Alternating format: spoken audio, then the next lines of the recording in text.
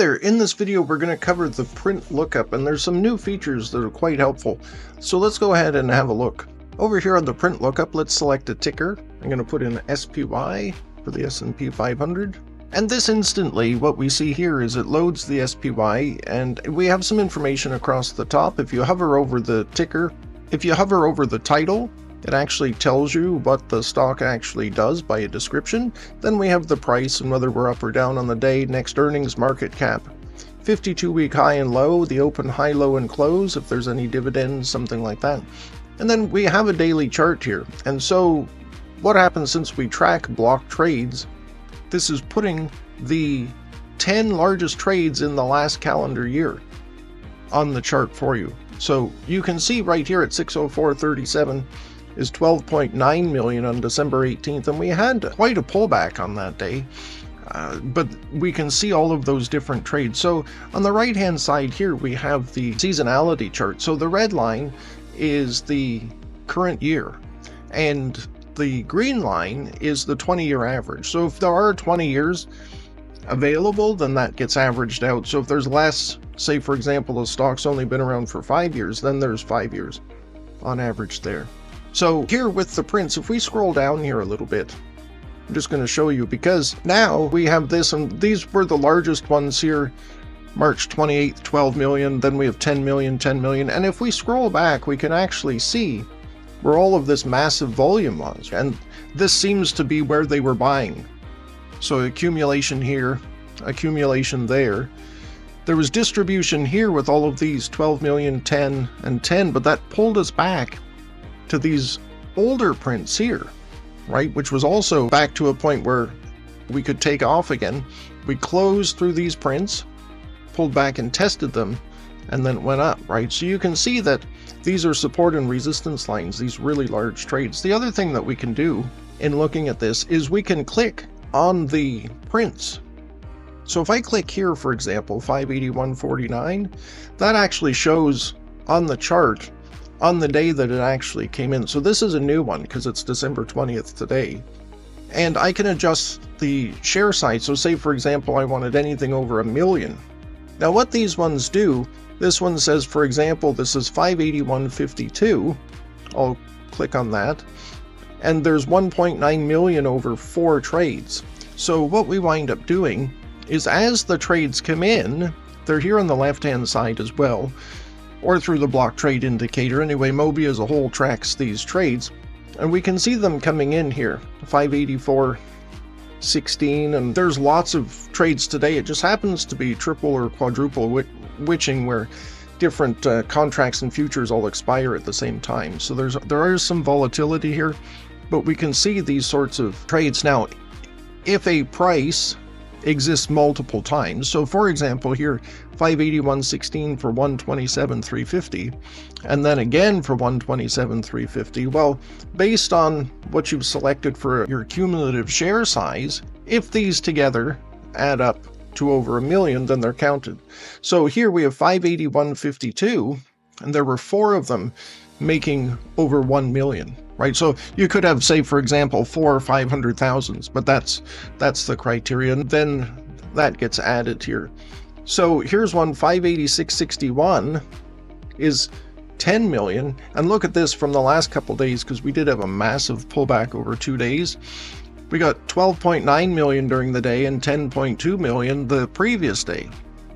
So we're at 22 million now. So if we close above 604.37, 605 for example, then game on. I think we're gonna rally, and we might pull back. So anyway, this is part of the technical analysis part. Now here, when we're looking at these trades on the left hand side, we can also select the minimum share size that we want. Sometimes 50,000 is, which is the minimum. You want to cut through some of the noise, right? Because it's telling you here in the last 3 months there's 1,300 almost. So if we switch this to say 400,000, then there's 101.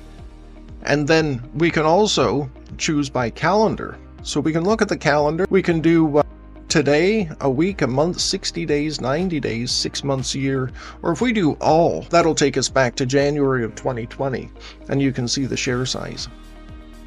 So the other thing that you can do here is all of these columns you can sort by, but if we wanted to see what the largest single share size was in a trade, we could click this. And the biggest that we got was February 28th of 2020. That was during COVID, and there was one trade here for 4 million shares, which was 1 billion.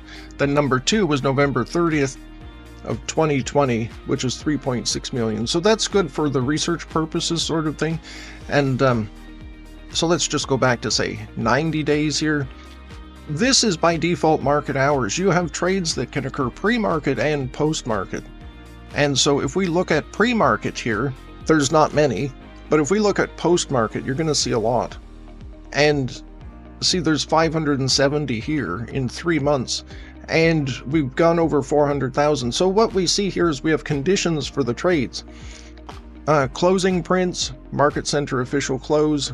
These sorts of things we usually leave out because there's ETF rebalancing, there's lots of other things that where these trades, even though that they're large, they don't normally affect the trade price. It's just things that have to happen when the market actually closes.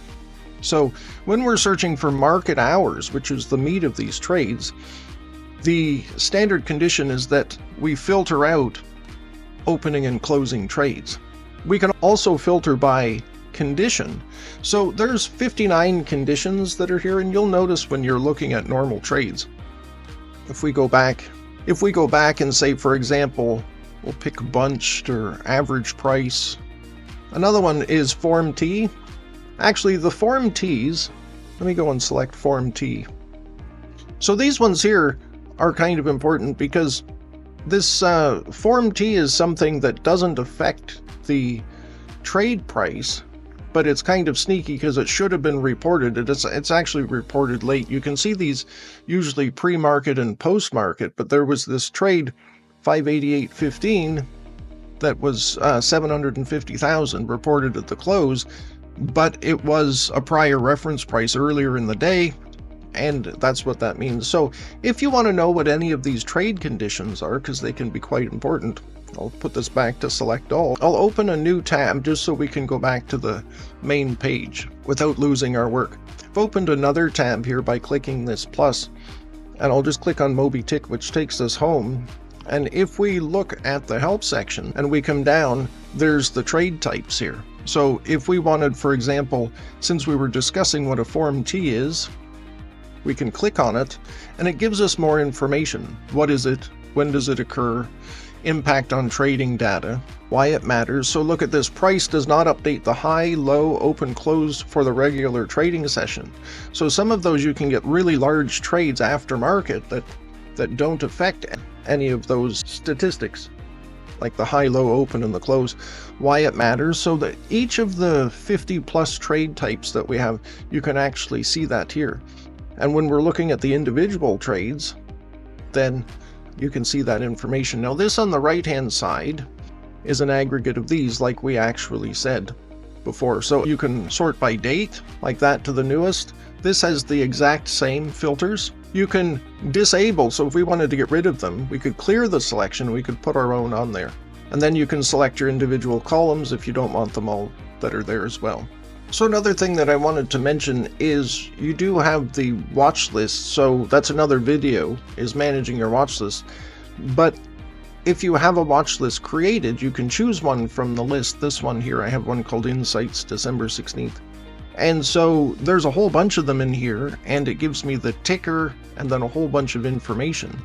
And so if I click on one of these, so say IWM, that then becomes the chart.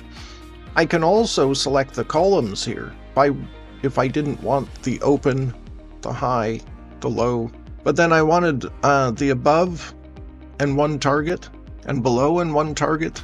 Then what I have here is I have the price with the change in the volume signals, and then I can see if any of the stocks that I have are above or below. And then so that's helpful there. If I hide the watch list, then the chart becomes full screen. Now there's a few things that I wanted to show you about the chart as well. I can switch the time frame here, say to a 5-minute. You can still see the prints, which is fantastic, because if you're day trading and you see where you have support and resistance, and then you have actual prints, you can see how the stock actually behaves with those as well. Now, if we look at the options here, we do use something called Person's Pivots, and we have Camarilla Pivots as well. So they're quite helpful, and you can see that, how the stock actually behaves, where you see the support and resistance with these sorts of things. So scrolling back here, and even using the wheel mouse, you can see where those are quite important. And so these are set up there for the day, but you can manage those if you like. If we click on options, we can turn on all supports or off the resistances as well. Turn on and off the pivot. So you don't have to use these. They're quite helpful by default. So I'll turn these back on with the support and the resistance.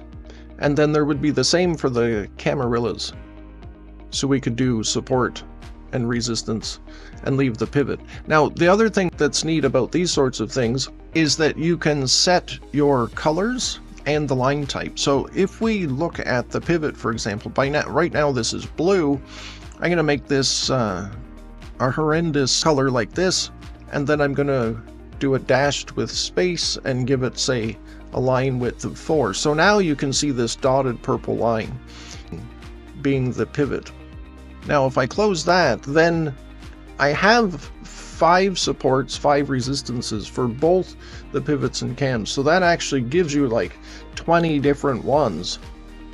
And so you can set the lines, you can set the line thicknesses, types, and colors for those.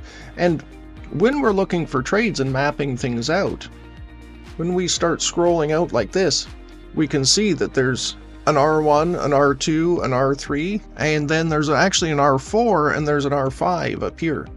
So usually the R3s generally are very close to the end of the line because that's a big move for the day. So you can manage those. The other thing that we have are indicators. So for now we have the 4 and the 8 exponential moving average, and those are really good. If we're looking on, say for example, the daily time frame, the 4 and the 8 moving average are dynamic moving averages, where the 4 is a faster momentum move and the 8 is a little bit slower, more of an indication of the overall trend. Now we can see here that although there's a larger trend that's up, we can see that the trend is kind of going sideways here. But how we usually use these, if the 4 is above the 8 like this, then it's very, very strong, and usually it's like an elastic. It'll come back to test the 8, and then we get away from it and we come back. But we close below like this, and then they start separating, so this is actually bearish, and then we come down and then we come back up and it becomes an elastic to it. But once this separates again, then that's bullish. So when we have the 4 and the 8 and the price is above those, or the price is breaking above the 8 anyway, which is the blue line, and we're crossing these prints again, those are great entry points for that. Now these work on any time frame, so we'll switch this back to a 5-minute. So from the open, look, the 4 rode the 8 all the way to the top. When we start closing below it, and there's a print, that's kind of bearish. So we came back up, we started moving down. So that's how those two are used. I'm going to choose Show Watch List now, and if I choose Hide Chart, then what happens is, if you don't want to see the chart, and you just want to see the prints and the rest of the data, then you can see all of that information there.